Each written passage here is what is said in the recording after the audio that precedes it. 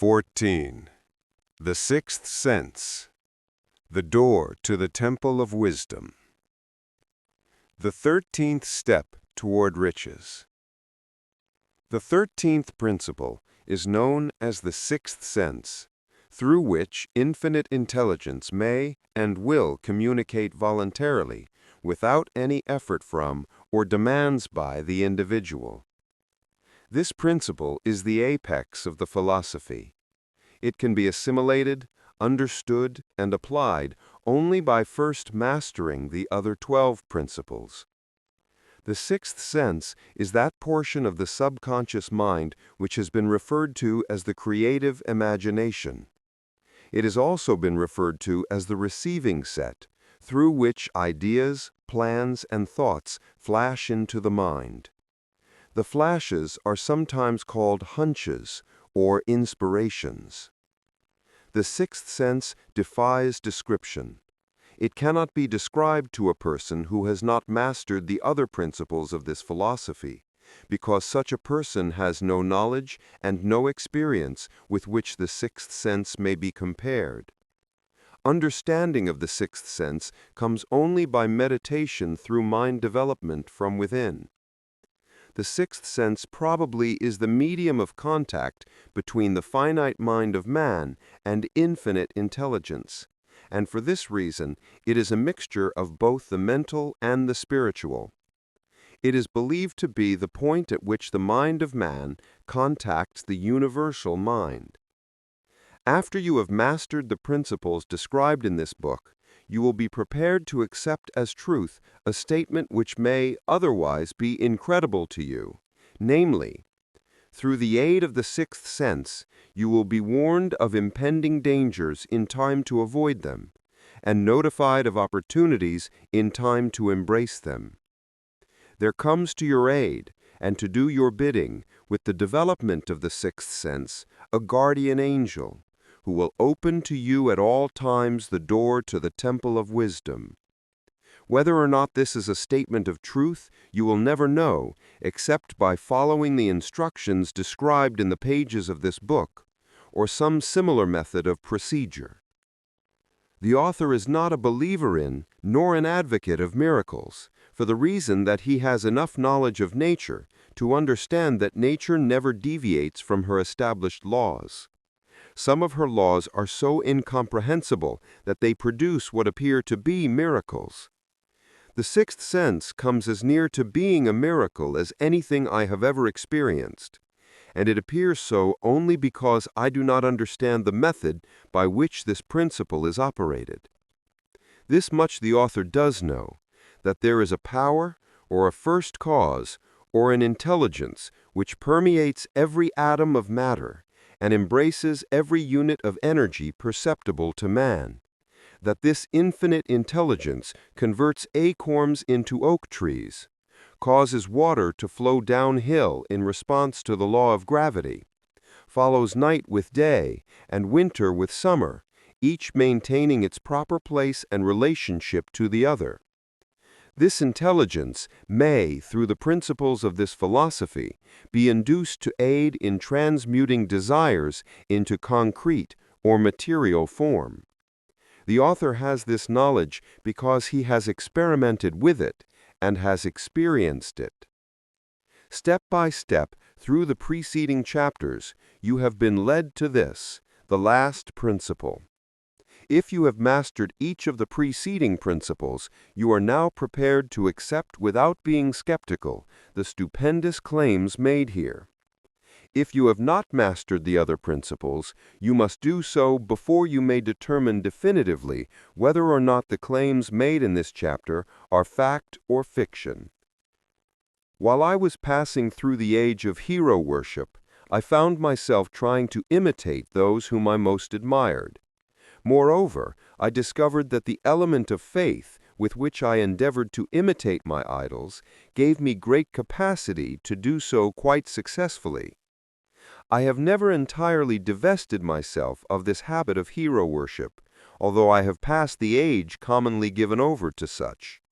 My experience has taught me that the next best thing to being truly great is to emulate the great, by feeling and action as nearly as possible.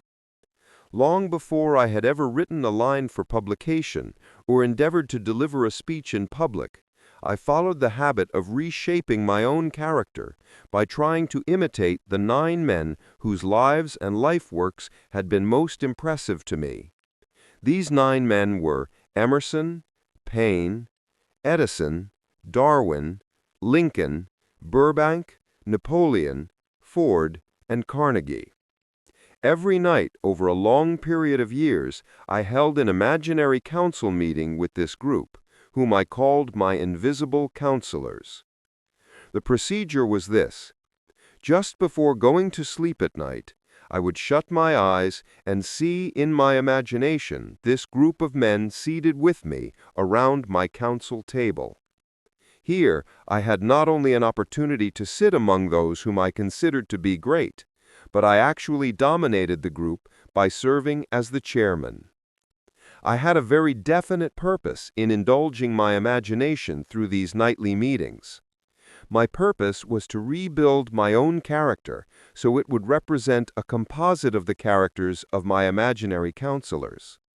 Realizing, as I did early in life, that I had to overcome the handicap of birth in an environment of ignorance and superstition, I deliberately assigned myself the task of voluntary rebirth through the method here described.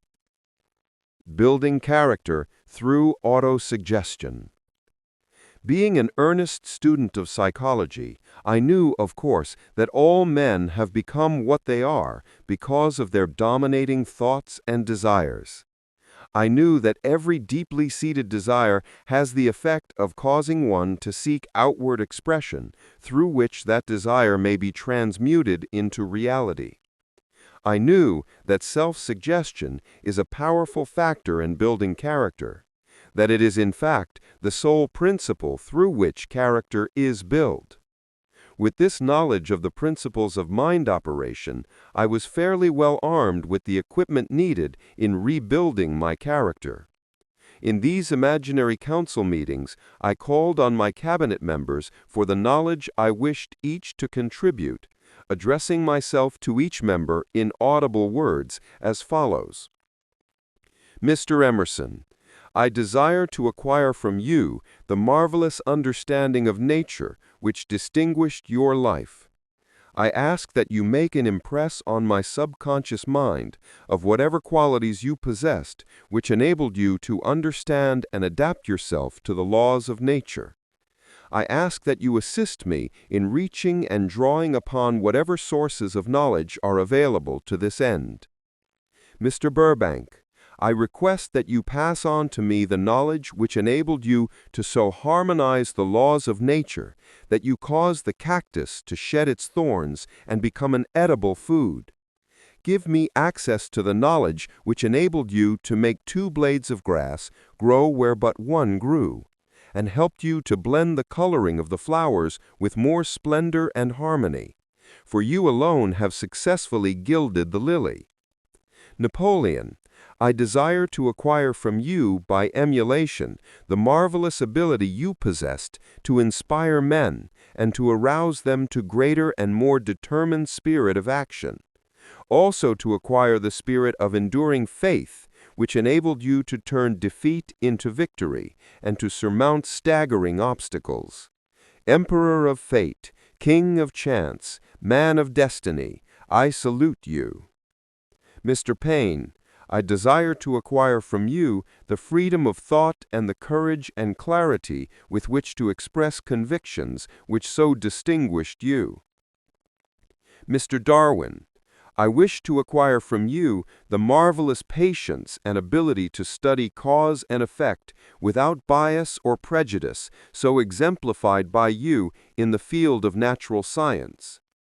Mr. Lincoln, I desire to build into my own character the keen sense of justice, the untiring spirit of patience, the sense of humor, the human understanding, and the tolerance which were your distinguishing characteristics. Mr. Carnegie, I am already indebted to you for my choice of a life work which has brought me great happiness and peace of mind. I wish to acquire a thorough understanding of the principles of organized effort, which you used so effectively in the building of a great industrial enterprise. Mr. Ford, you have been among the most helpful of the men who have supplied much of the material essential to my work. I wish to acquire your spirit of persistence, the determination, poise, and self-confidence which have enabled you to master poverty, organize and unify and simplify human effort, so I may help others to follow in your footsteps. Mr. Edison, I have seated you nearest to me, at my right, because of the personal cooperation you have given me during my research into the causes of success and failure. I wish to acquire from you the marvelous spirit of faith with which you have uncovered so many of nature's secrets, the spirit of unremitting